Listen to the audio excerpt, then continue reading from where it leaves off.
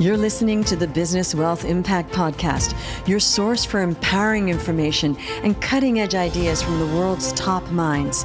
I'm your host, Jeanne Amlour, founder of seven-figure coaching company, Jeanne Amlour International. Join me on a journey to unleash your potential and create your highest success. Welcome to Business Wealth Impact. Hello and welcome to another fascinating episode of Business Wealth Impact. Today, we have a wonderful guest, Hilke Schellmann, who is an Emmy Award-winning investigative reporter and assistant professor of journalism at New York University. As a contributor to the Wall Street Journal and The Guardian, writes about holding artificial intelligence, AI, accountable. In her book, The Algorithm, How AI Decides Who Gets Hired, Monitored, Promoted, and Fired, and Why We Need to Fight Back, she investigates the rise of AI in the world of work, drawing on exclusive information from whistleblowers, internal documents, and real-world tests. Schellmann discovers that many of the algorithms making high-stakes decisions are biased, racist, and do more harm than good. Wow. Hi, Hilke, welcome. I want to hear more about this. Thank you for having me. Oh, not at all. It's a pleasure to have you. So tell me, first, what got you into this realm and investigating AI and writing your book? Yeah. So, I've been an investigative reporter for a while, but I usually, sort of tackled social justice stories. So I've reported from Asia, and the last film I did was on sexual assault in Pakistan, and what happens when sort of the culture is not supportive of women speaking out. So I've never been a tech reporter. Never done any reporting on AI. But in 2017, I was at a conference in Washington, D.C. with consumer lawyers. Had nothing to do with AI or big data or anything, but I needed a ride home. I needed a ride from the conference center to the train station. And I caught myself a Lyft, like an Uber. And I got in the back seat and I chatted with the driver. And I said, how was your day? And he was like, oh, it's been a weird day. And I was like, oh, yeah, why? And he said, I had a job interview with a robot. And I was like, what? Job interview with a robot? What does that mean? And so he was, he told me that it was probably pre-recorded questions on a phone call. So he had applied for a baggage handler position and got a phone call, and a pre-recorded voice asked him 3 questions, like, what are your strengths and weaknesses? Why do you want this job? Right. And he was just like, what was that? That was so weird. And I was like, I've never heard of job interviews by robots. So noted it down and sort of forgot about it for a little while. But then a few months later, I was at an AI conference because one of my colleagues was speaking there. And in the afternoon, somebody gave a presentation who had just left the Equal Employment Opportunity Commission, which is, the regulator of the world of work in the US. And she said, she can't sleep at night because companies use very basic algorithms to check how many hours you're at your seat every day. And she was really worried about it. Talked to me about AI and hiring as well. She knew something about that. And I looked around and I was like, there's only a few people here. There's no journalists. This seems like a big deal. Somebody needs to look into this. So that's how I started looking into it. So you did, and you wrote the book on it. Okay, so your book has a really fascinating and very clear title. It says what you get, right? So yeah, totally. Yeah. So tell us a little bit about these high stakes decisions. How are they biased and racist? Let's dig into that a little bit. That intrigued me.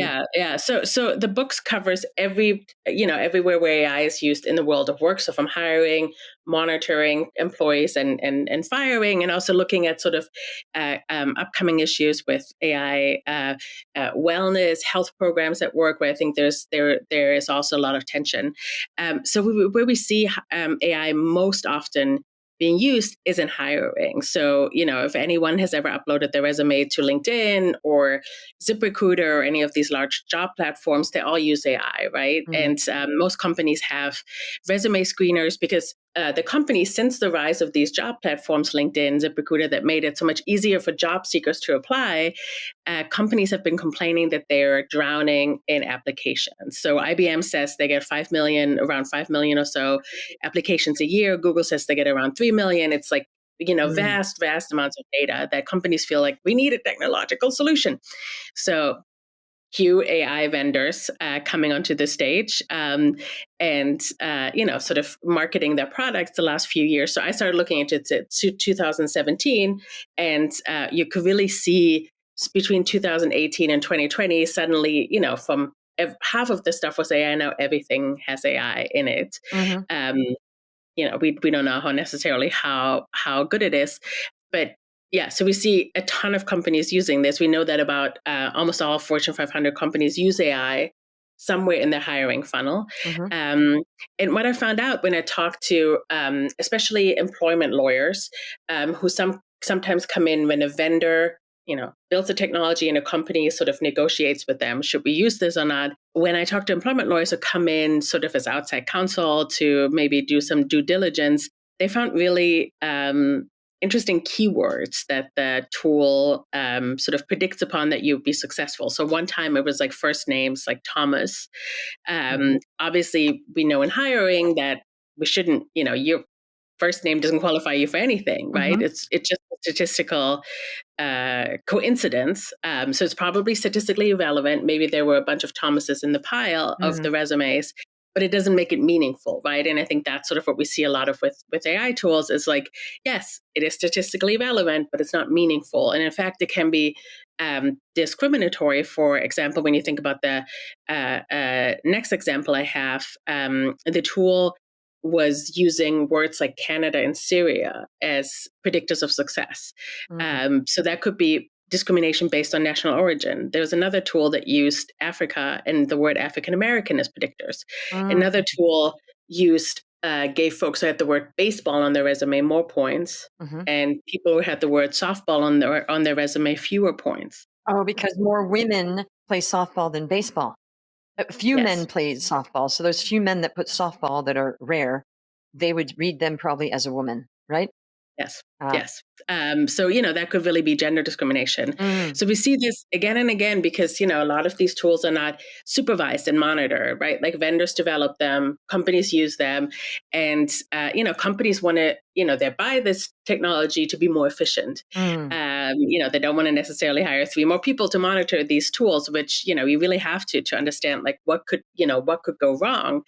And I think that's sort of the problem, and we see and the problem also is in like one hiring manager can discriminate against so many people, and that sucks Mm.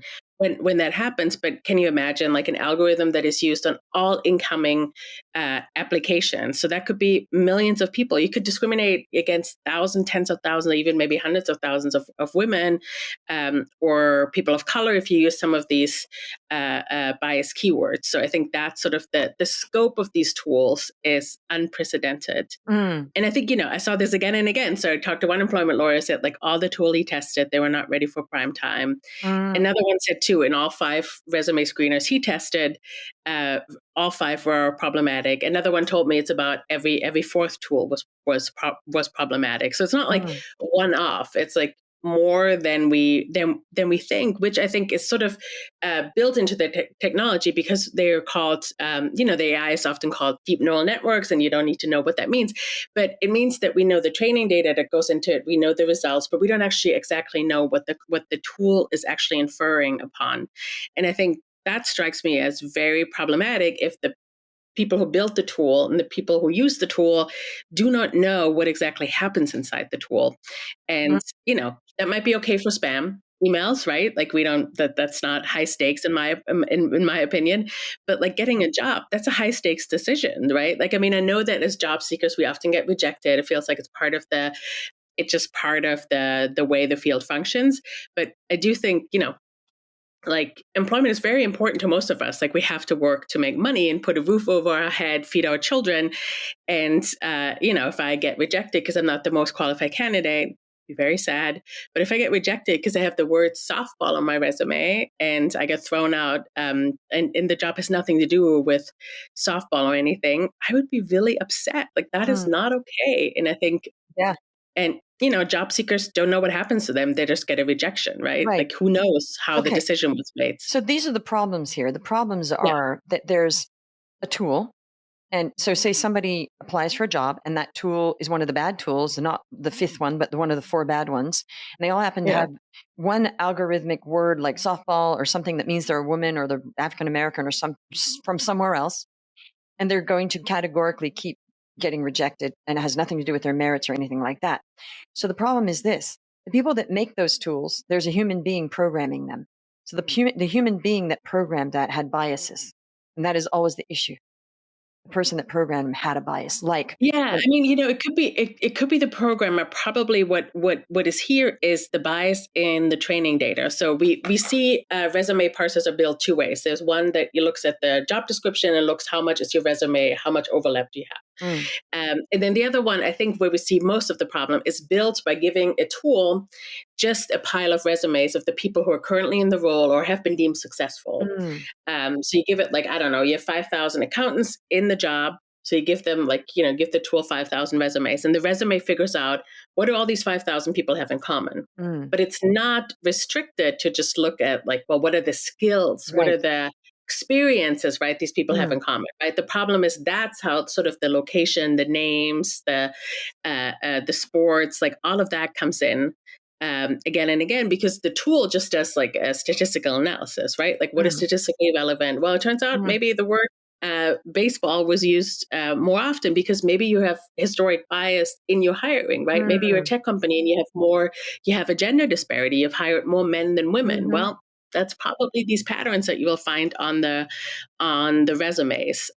So I think often it's the training data that's biased because we used to have humans are very biased in hiring, right? Yes. Like as soon as you tell me that you went to the same school as me, I don't see you as I don't look at your capabilities, your skills anymore. I also see you in this warm light of, oh, we have something in common. Yes. And that's really a problem for hiring. Mm, So, we have historic bias. A lot of companies are not as diverse as our societies are. mhm.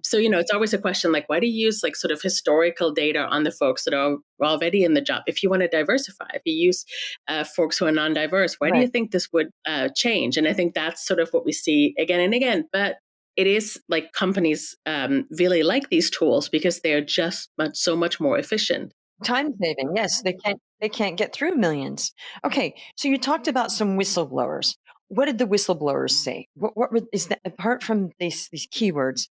There's probably a lot more in your book. Yeah, so there's also like, there's tools like video games that a lot of companies use. So that, this is like sort of AI-based personality analysis. Like you Mm, would used to do a 200 question answering personality questions. Are you the life of the party? Yes, no. And, a lot of candidates don't want to do that. mhm, And it's boring. So like a couple of vendors came up with this idea, okay, let's have them play a game. And while they're playing the game, we'll find out their capabilities. And the video games are pretty basic. I mean, they're not like video games that we have today. They're more like, Pac-Man of the 90s, okay. very basic. You pump Yes. up balloons and you hit the space bar Mhm, as fast as possible. But I had another whistleblower employment lawyer who told me, yeah, we tried our best in a pilot phase, and we tried and we tried and we tried, but we just couldn't get rid of the gender bias. This tool was like mm, continuously biased against women. mhm, And we changed the models and like all yada yada yada, and we just couldn't get rid of it. And so he said, well, I worked for the employer, so I suggested they don't buy the tool. And I was like, okay. And what happened to the software? Was the software changed? And he's like, I mean, the vendor's still around. In fact, they have grown. And I was like, mhm, oh, do we have any evidence that the vendor changed their product? And he's like, no, but I hope. mhm, So I think that's sort of another thing that happens that I've heard again and again from HR managers that have read the book or heard me speaking about it and said like, oh yeah, we had the same questions that you raised about a lot of these tools. And after using them for maybe a year or so, we sort of started having questions. We did some due diligence, we found a problem, and then we just stopped using it. That's good for that company. mhm, But I was like, can you tell everyone? Because the public needs to know so that we can push, there can be like pressure on the vendor to change their tools. But I think mhm, a lot of companies, at least in the US, don't want to say that they made a mm, mistake and employed the wrong tool because they're afraid now, if they say, oh, well, we found out this tool has gender discrimination, all of the women that applied to the company in the last 3 years are going to sue them with a class action lawsuit. right. So it's really tricky to have progress and to sort of understand what goes on inside the tool. And most of the time, I think everything I've learned where there are problems in the tools, it's not the vendor or the employer who finds out about it. It's like some outside person who comes in to check the systems. Mm, And that's what worries me, that the people who Mm. build the tools don't even find the problems. Well, they're not looking for them. They're looking to sell it. They're not looking for problems in their development. Yes, but they Yes, do market their tools, right? As of like course. defines the most qualified people without bias. Sure. They have, sort of audits in their realm. Like, Yeah. and it's really hard to understand how these tools work. So I do think that, like, I mean, I hope if you say that your tool is not biased, it really isn't But biased. well, it is. Okay, so we already know it's biased. We've established that. So has there been a difference since the tools have been used? Has there been more discrimination, or has it just kind of stayed the same? I wish I could tell you that. Mm, I also wish I could tell people that like human hiring managers are worse than AI. We mhm, don't actually know any of that. mm, I've been pleading with companies to do like longitudinal studies to mhm, like, companies that have high hiring volumes, mhm. that hire a lot of people continuously. I would love it if we could have like traditional human hiring and AI tools and sort of, have quote unquote labels on people, but don't tell They're, them and like see them going through the system for mm, years from now and see, well, were they actually they successful? The will tool, never do that because that's opening them up. but that is the only way to actually Yes, find out, but do they will these never tools do work? that because of what you said that would open them up to all sorts of lawsuits. So they're better off just like shooting in the dark. Okay. Now, this is very interesting and sort of a scary thing. So you're saying, how do you fight back? How? It says why we need. How does one fight back?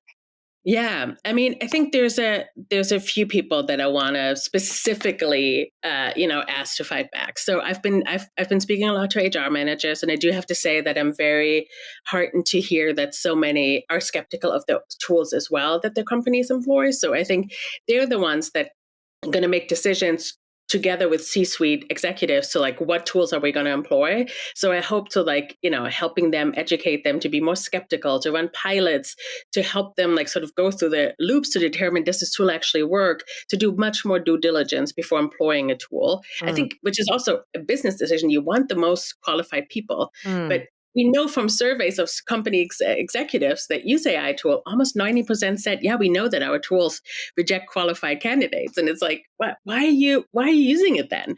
But I guess the drive to efficiency is mm, just so important. And, HR is always seen as a cost center, right? HR doesn't make money. So the mm, more you can automate, I think a lot of companies feel very good about it. So I want to talk to HR managers. I also want to talk to programmers and vendors who built the tools, right? Because I've mhm, talked to a lot of data science conferences to talk about like, here's what happens if you do not do the right the right way to build these tools. So I think it's another way to like push against it. And then for job seekers, I do have to say there's very little power that individual job seekers have. mhm, I think what's helpful is like to think through like how can I streamline my resume to make sure it can be read by a resume parser, right? Like one mm, problem we already have is like mm, if you use like any kind of images or two columns or colors, like a lot of times the AI tool or just a basic tech tool can put your work experience into the right field. So then it gets kind of lost already. mm, So I think just having like short, crisp sentences, one column, no images, no color, and like make sure it's machine readable. So job seekers can use online tools like JobScan and others, mhm, where you upload the job description, where you upload your resume, and it tells you here's what the average AI tool would sort of make out of mm, your resume. And I think that can be really helpful. Aim for like 60 to 80% overlap. Don't aim for 100% because a lot of AI tools are programmed to throw you out because they would think that you just copied the job description. mm, I think another thing that I thought was like so interesting that we found out from surveys of company executives and HR managers that a lot of AI tools are programmed to eject candidates who have a longer than 6-month work gap. mm, So you could be the most qualified candidate. If you have that break, you would be thrown out. So I would urge people to like close that gap. Maybe you were freelancing during that mhm. time that you weren't, maybe you weren't full-time employed by a company or you were doing other things. Like even if you were like a stay-at-home parent, maybe you were like the CEO of your home or something. Um, you get through that machine. Right, so something is in there so that it gets past the AI, and if you might get to a human who then reads, "Okay, this person took time off to have a baby," or something, but not put Exactly. a gap. And I think if you hate your sort of, now based down, clear and crisp, short resume, you can always bring, the resume that you're really proud of to a job interview with a human, right? And give Right. that to them. So some Right. people now have two resumes, one for the machines Oh, and okay. one That is for the humans. very good insight. So we need to get a resume that's not what we normally would say, a resume that can be read by a machine. And what was that tool you said that could tell people if it's compliant? One is called Job Scan. So it Job takes in your scan. Okay. resume and your job description. I think you can also sometimes, I had job seekers who uploaded their resume to companies' websites, right? They Hmm. often also use AI. And sometimes the company, before you submit it, gives you like sort of, here's how we scraped your work experience. Is Mm. this really your work experience? And Oh, if the tool, if your resume isn't in the right, sort of your experience isn't in the right fields, that is a really big signal to you that your resume is not machine readable, okay. because the computer doesn't pick up the right fields for your Mm. work experience. I think also a lot of companies are trying to move towards skills-based hiring, Hmm. away from like requiring a bachelor's degree.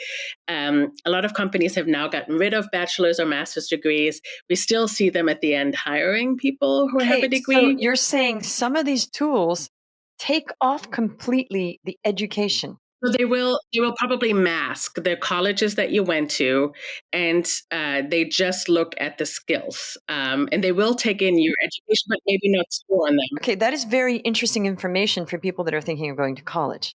Because I was just talking about this the other day with AI and how a lot of the jobs will be taken, and some of those degrees, some of those courses in 2 years are completely obsolete in universities. Like they're already pretty bad anyway. And I think they're obsolete because they're not real world, but they're even going to be worse.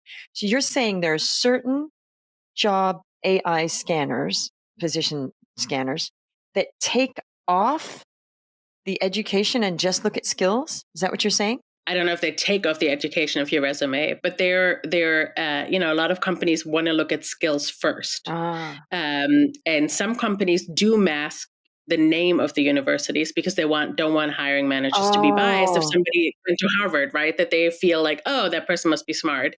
Oh. That's actually not a criterion. So some companies look at only skills, but what we have seen in the research now is even though they don't want to look at bachelor's degrees anymore and master's degrees, when you look at who they hire in the end, it's still the same people with the degrees. So they say they only want to look at Right, skills, right. but I think that's important. And I've heard from so many recruiters who, on the other side, when they try to find folks or go through the list, they often put in, like, I don't know, software developer, New York, the location where it is, and then maybe one or two skills like Python. They need to know Python or JavaScript. Mhm. So I think it's really important that you have a clearly defined skill sections that sort of is machine readable, Sure. because so many companies are now looking at that. I think also, teamwork, all of that, even soft skills, so many companies want to hire for that. Mhm. And it's good to have it on your resume. Right. Now, also, they could go to ChatGPT and say, ChatGPT, please rewrite my resume so it's going to pass. And ChatGPT could probably do that. Yeah, I think ChatGPT can help you Yeah. with that. I don't know if ChatGPT knows all of the AI tools, Might not. but Yeah. we've heard. I've heard from a lot of job seekers who now use ChatGPT to generate their cover letters, right? And maybe this is the death of the cover letter because who cares about cover letters these days? You often don't even get a cover letter. I was on Indeed and not one person wrote a cover letter like at all. It was like, I was kind of like, where's the cover letters? Just, I guess Yeah, yeah. that kind of says a lot about somebody and how they're reaching out, I think. I used to be an executive recruiter, so the cover letter was really important in the old days.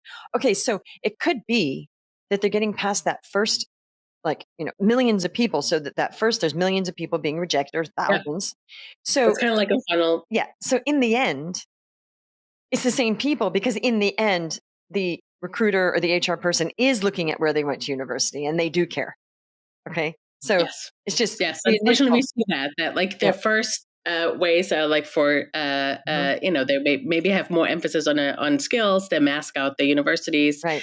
but at the end, we see that I think there's a slight uptick for hiring people just based on skills, but it's so minuscule Mhm. that researchers have been kind of really disappointed in this. That like Right. companies move towards the skills based hiring, but the entrenched biases we have towards people who hold a bachelor and master's degree, I guess when push comes to shove and you have multiple candidates, you will Right, folks still choose the you'll one take with a that degree. person, yes. But however, what's missing here is more hiring is going on with the ability to learn something now. That's the way, so that you can't get that from somebody and what they're writing on a resume. That has to be an in-person interview, and they have to understand that that's how people are hiring now. They have to be smart, they have to have a certain level of intelligence and skills and background.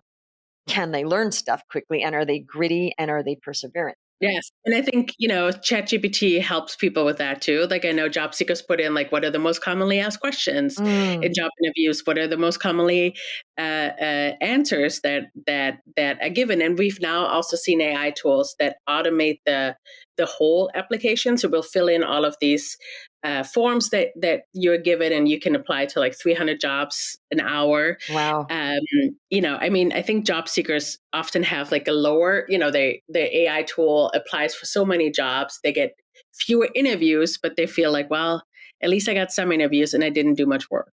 Right, right. So we see like AI against AI, and it's not quite clear how this is going to play out. It just seems like that both industries, sort of job seekers and hiring managers are not really prepared for this deluge now. No. And it seems both use like, especially the AI tools that companies use, they're often not very sophisticated. They often don't really work that well. I mean, there needs to be really a rethinking of the industry. Like, how are we going to do Mm, this? If everything can be automated, like who's making decisions here? What are we making? What are these decisions based on? right. So it's kind of a new moment for the industry. Oh, so AI is a new moment for the world. I mean, that's the larger. That's true. I mean, That's let's true. face it. Yes. A year It ago, feels like it has been nobody's for me using. for a while. Yeah, It's been in there for 6 years or so, but I know it's like just gotten to the sort of main stage of a year and a society. half ago, not everybody was on ChatGPT. Very few people even knew what it was. So that's changed exponentially, and it will continue. The other thing is that a lot of these um, job applications won't be needed because AI will be doing those jobs for people. They'll just not need that many they'll still be getting applications, and they'll still have to process them. At some point they're probably just going to reject them all because they're or whatever. Okay, so the way for people to empower, you said they have very little power, but we always can have some power. The way to Yes. empower people who are in the job search is to get job scan and make it as compliant as possible to the tool so that they're not Yeah, getting and maybe use some generative AI tools yourself. Like I think that right. actually had, people felt really powerless, and I think ChatGPT is helping them to have a little bit more power. I think also understand that like it's just a numbers game, and a lot of people, it takes hundreds of applications, has nothing to do with them, Right. most likely. And 99.9% of the time, it has nothing to do with the candidates. It's just the tools are not letting them through, or they use different words. Like I think also don't be cute. Like if the job description has this word, like don't use a cinnamon. Who Mm, who knows if the computer can pick that up? Use exactly the words that are in mm. the job description, because some computers programs are very basic. Who knows what's in them? Right, but this is the thing. There's a job, a person will get it. So whether we're helping certain people or other people, still the job will be gotten by one person. Does that make sense? It's Yeah. they're all vying for it and somebody's going to get it. So helping people to be more AI savvy, that means that one person is going to take that situation and the other person won't have a job. There's still a problem. It's still a problem that people still need jobs and there's not enough. That's the problem. And helping the people to get the job, the other person that would have gotten it that didn't, do you know what I mean? Then now they're out of a job. Yeah. I mean, I do think though that like, the AI tools are here to stay. Mm, So I think job seekers do have to like wrap their heads around it. sure. Like, not making your resume tool AI compliant is not going to help you get the job, Right, even though right. maybe somebody else who has an AI tool compliant resume will get through. It's just like, it's kind of the reality. We kind of have to deal with it if you want a job. But as I said, these people are listening to do that, but then the other person who would have gotten the job maybe even beats them. There's still a shortage of jobs. That's the bigger problem here, as I realized when we were talking.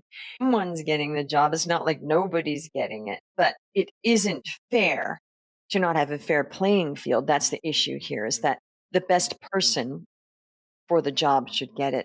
And maybe somebody good is getting it, but there's other people that are just being overlooked. Okay, so that's one thing. Is there anything people can do, or is that it?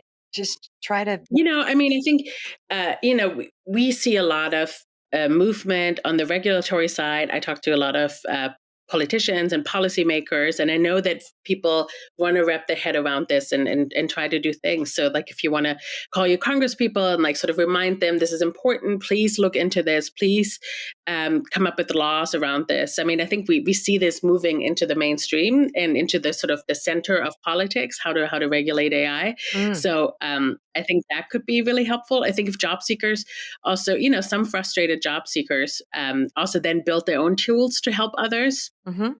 I mean, if you have the capabilities, Right, please but if you push do have, against what sure. we see. Build better tools. So what's the name of the major company? What are some major companies that have these tools?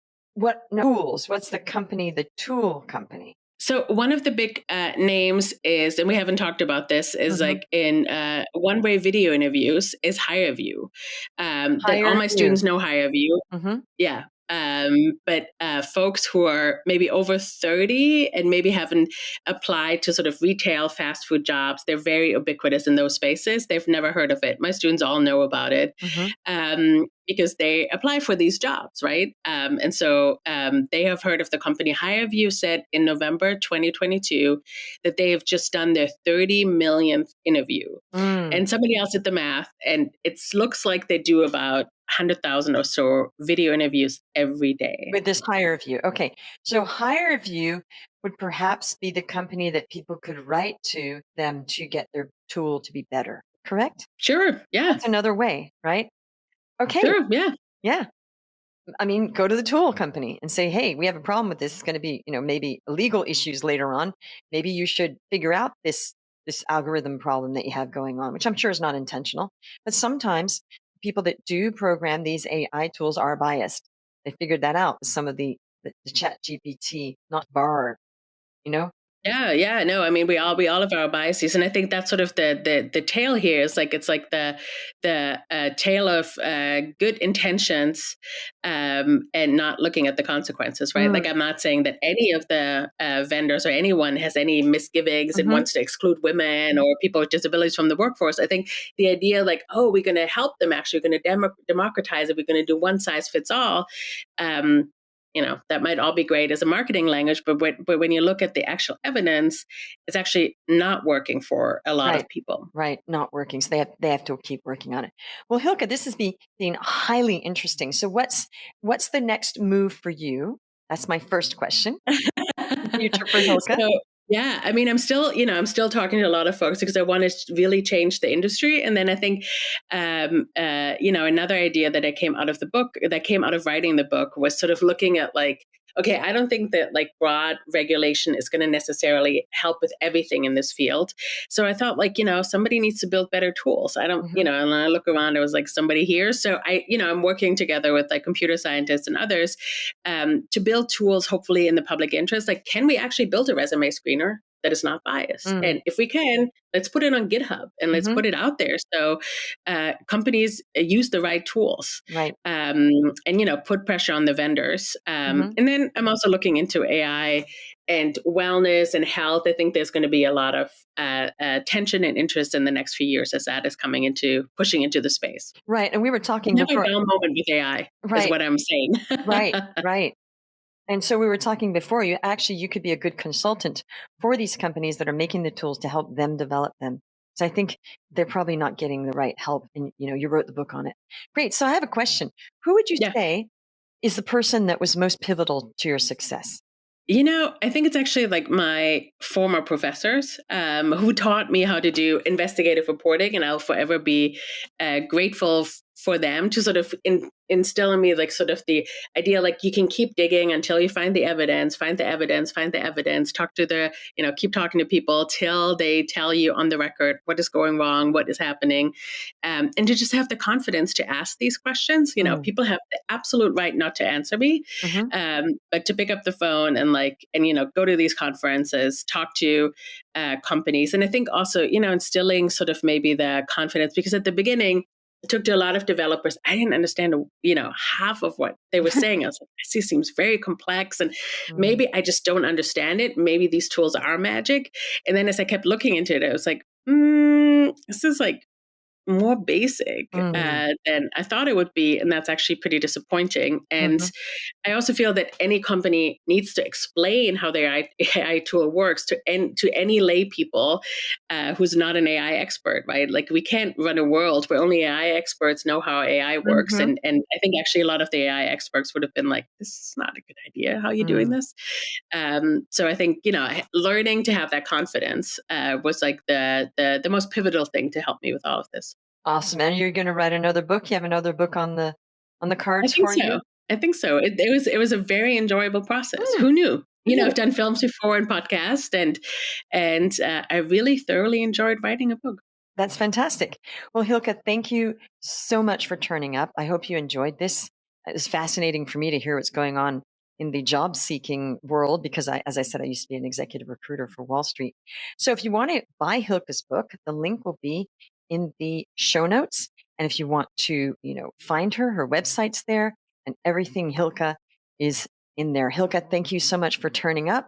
Yeah, thank you for having me. So, welcome and thank you for listening. Please make sure you subscribe, write a great review, and keep listening to these wonderful guests that we keep having on.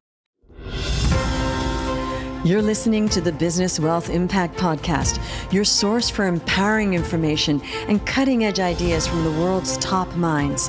I'm your host, Jeanne Amlour, founder of seven-figure coaching company, Jeanne Amlour International. Join me on a journey to unleash your potential and create your highest success. Welcome to Business Wealth Impact.